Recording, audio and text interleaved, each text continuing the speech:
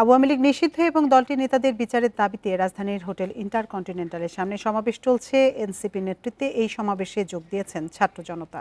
দাবি আদায় না হওয়া পর্যন্ত এই অবস্থান কর্মসূচি চলবে বলে জানিয়েছেন এনসিপির নেতারা। এর আগে সকালে একই দাবিতে প্রধান উপদেষ্টার বাসভবন যমুনার সামনে এক সংবাদ সম্মেলন করে এনসিপি। এ সময় দক্ষিণাঞ্চলের মুখ্য সংগঠক হাসনাত আবদুল্লাহ আওয়ামী লীগ নিষিদ্ধের দাবি জানিয়ে বলেন, আওয়ামী লীগের ইতিহাসের প্রতিটি স্তরে স্তরে রক্তের দাগ লেগে আছে। আওয়ামী লীগকে যারা রাজনৈতিক দল বলবে তারা বাংলাদেশি নয়। যতক্ষণ পর্যন্ত আওয়ামী লীগ নিষিদ্ধ না হবে ততক্ষণ কেউ ঘরে ফিরে যাবে না। বলেন, আজকে আওয়ামী লীগের ফয়সালা রাজপথেই হবে।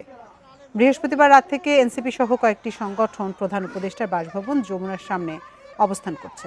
দাবি আদায় না হওয়া পর্যন্ত সমাবেশ কর্মসূচি অব্যাহত রাখার ঘোষণা দেয় এনসিপি।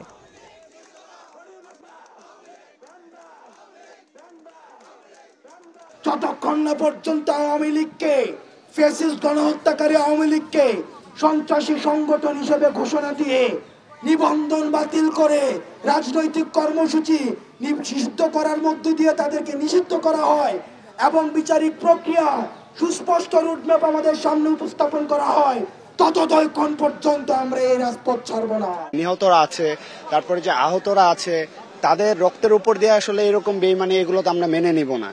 যেটা আমাদের ন্যায্য দাবি সেটা হচ্ছে আওয়ামী লীগ নিষিদ্ধকরণ। তাদেরকে প্রায় 7 থেকে 8 মাস সময় দেওয়া হয়েছে আওয়ামী লীগ নিষিদ্ধকরণ এবং প্রপার বিচারের জন্য। তারা বিচার করা তো দূরের কথা, তারা আজ পর্যন্ত আওয়ামী লীগের অঙ্গ সংগঠনগুলোকে নিষিদ্ধ করতে পারেনি। আওয়ামী লীগ তো দূরের কথা, আওয়ামী লীগ যারা ক্ষমতায় ছিল তাদেরকে এখনো কেন ব্যান করা হইতেছে না? এই দাবিতে আমরা তাদেরকে ব্যান করে ঘরে ফিরবো। আওয়ামী লীগ নেতাদের বিচার ও দলটি নিষিদ্ধের দাবিতে রাজধানীর হোটেল ইন্টারকন্টিনেন্টালের সামনে সমাবেশ চলছে। এ নিয়ে বিস্তারিত জানাতে আমাদের সাথে যোগ দিয়েছেন সহকর্মী আনোয়ার সাদাত নূর। আনোয়ার সাদাত, অন্তর্বর্তী সরকারের পক্ষ থেকে একটি বিবৃতি দেওয়া হয়েছে যে আওয়ামী লীগ নিষিদ্ধের পক্ষে তাদের দাবি বিবেচনা করা হচ্ছে। এই তথ্যটি আপনার সামনে যারা আছেন সমাবেশে তারা জানেন কিনা, এবং জানলে তাদের প্রতিক্রিয়া কেমন? আরেকবার বলবেন কি? আসলে উচ্চ শব্দের কাছে আমি জানতে চেয়েছি যে আওয়ামী লীগ নিষিদ্ধের দাবি বিবেচনা করা হচ্ছে, অন্তর্বর্তী সরকারের পক্ষ থেকে বিভিন্ন গণমাধ্যমে এরকম একটি বিবৃতি জানানো হয়েছে। তো এই খবরটি সমাবেশে যারা আছেন তারা জানেন কিনা, এবং তারা যদি জেনে থাকেন তাদের প্রতিক্রিয়া কি আসলে?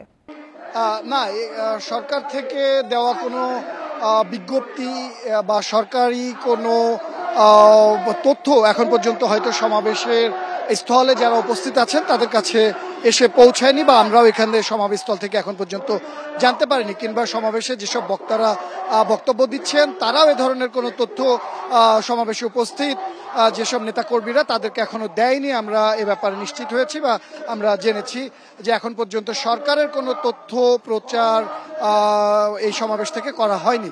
এখন পর্যন্ত সমাবেশে যারা বক্তব্য দিচ্ছেন তারা কিন্তু আওয়ামী লীগকে নিষিদ্ধ করার দাবিতে তাদের যে ব্যাখ্যা এবং যুক্তি সেগুলোই তুলে ধরছেন। তারা বারবারই বলছেন যে গত 8 মাস ধরে তারা আওয়ামী লীগের নিষিদ্ধের দাবি অন্তর্বর্তী সরকারের কাছে রেখে আসছেন, তাদের বলে আসছেন, কিন্তু সরকার এ ব্যাপারে গুরুত্ব আরোপ করছে না, তাদের কর্ণপাত করছেন না। কেন করছেন না এই ব্যাপারটাও তাদের কাছে ধোঁয়াশার এবং প্রশ্নের বলে সমাবেশ স্থল থেকে কিন্তু বারবার এই প্রশ্নটি উঠে আসছে বক্তাদের কাছ থেকে।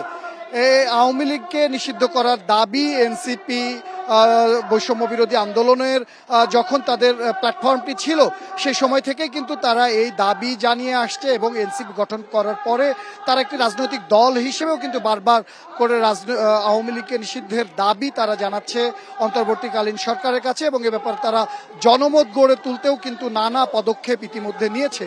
কিন্তু কোনোভাবেই যখন সরকার এই বিষয়টিকে গুরুত্ব দিচ্ছেন না, এরকম একটা পরিস্থিতিতে এসে 8 মাস পরে এসে গতকাল রাতে হাসনাত আবদুল্লাহর নেতৃত্বে রাত 10টার দিকে এনসিপির কিছু নেতাকর্মী মিলে যমুনার সামনে এসে তারা বিক্ষোভ শুরু করেন এবং দাবি জানান প্রধান উপদেষ্টার কাছে যে আওয়ামী লীগকে নিষিদ্ধকরণ করতে হবে।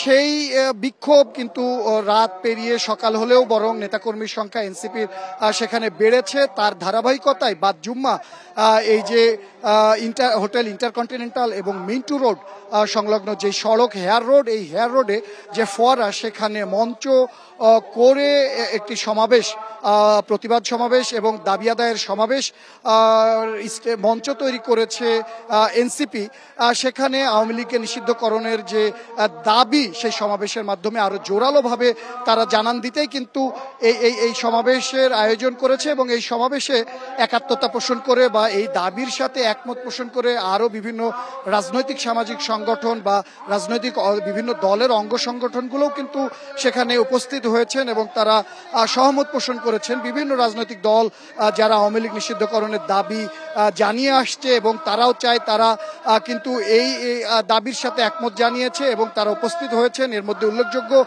সংখ্যক বলা যায় যে জামায়াতে ইসলামী বাংলাদেশ, এছাড়া ইসলামী আন্দোলন বাংলাদেশ, এই দুটি দলের নেতাকর্মীদের একটি উল্লেখযোগ্য যে অংশগ্রহণ সেটা দেখা যাচ্ছে।